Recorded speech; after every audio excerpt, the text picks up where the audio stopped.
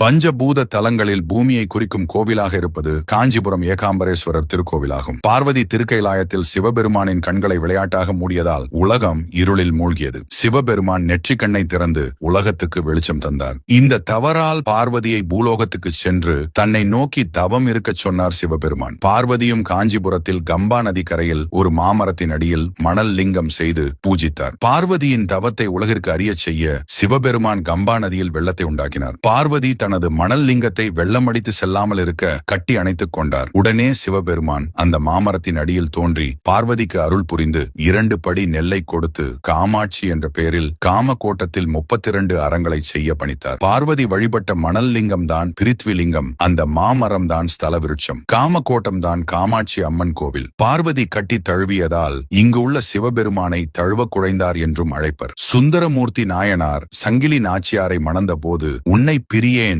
என்று சிவனை சாட்சியாக வைத்து சத்தியம் செய்தார். அந்த சத்தியத்தை மீறியதால் அவர் கண் பார்வை இழந்தார். இழந்த பார்வையில் இடக்கண் பார்வையை சுந்தரர் இங்கு பதிகம் பாடி பெற்றதாக கூறப்படுகிறது.